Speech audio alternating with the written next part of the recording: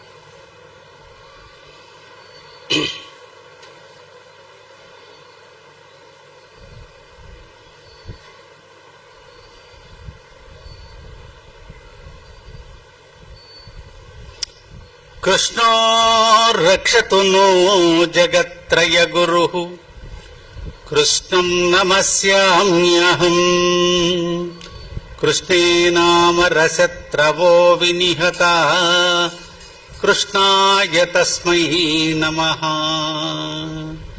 కృష్ణాదేవ సముత్థితం జగదిదం కృష్ణస్య దాసోస్మ్యహం కృష్ణే తిష్టతి సర్వమేతదఖిలం హే కృష్ణ సంరక్ష మాం.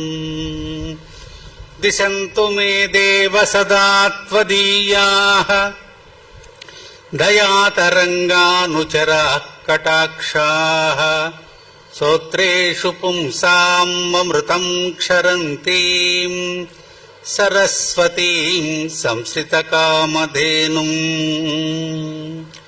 యో నిత్యమచ్యుతపదాంబుజయుగ్మరుగ్మ వ్యామోహతస్తదితరాణి తృణాయ మేనే.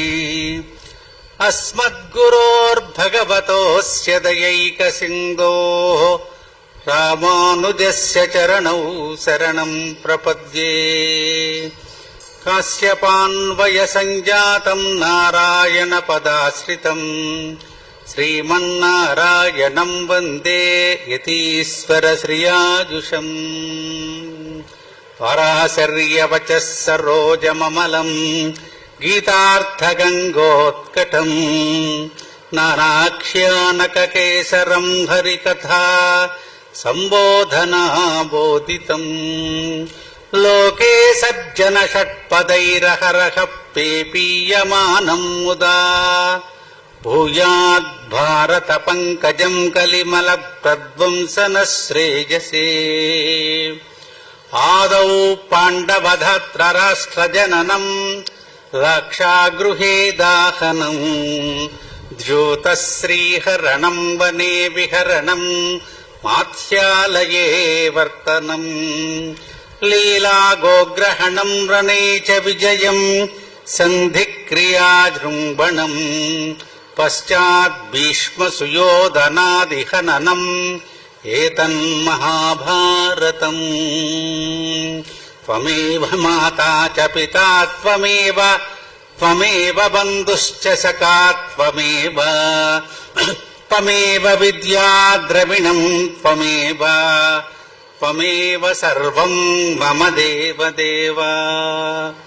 శ్రీకృష్ణ పరబ్రహ్మణే నమః.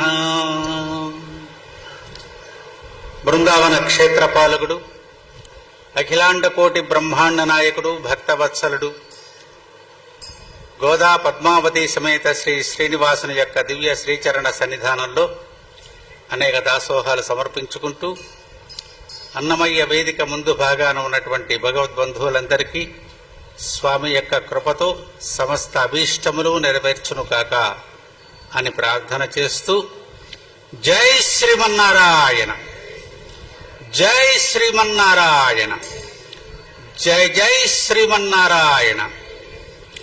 హరే శ్రీనివాస, హరే శ్రీనివాస, హరే శ్రీనివాస. బంధువులరా,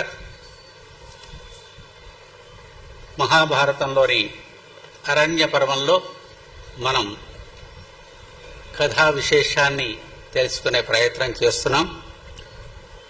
వ్యాస భగవానుడు మనకు 1,00,000 శ్లోకాలతో అనుగ్రహించినటువంటిది 18 పర్వాలతో కూడినటువంటిది.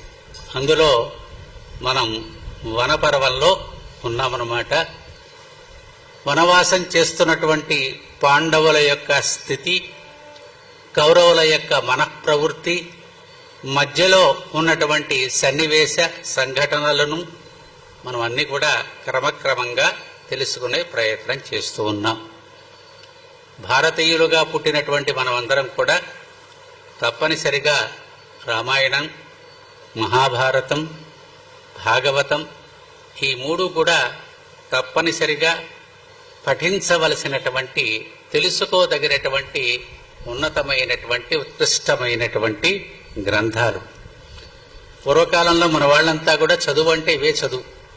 మన పెద్దలందరూ కూడా ఏం చదువుకున్నారయ్యా అంటే, ప్రాతః ద్యూత ప్రసంగేన మధ్యాహ్నే శ్రీ విశేషతః రాత్రౌ చోర ప్రసంగేన కాలౌ గచ్చతి ధీమతాం అని ఆ రకంగా అధ్యయనం చేసేవారు. ఏమిటి అధ్యయనం?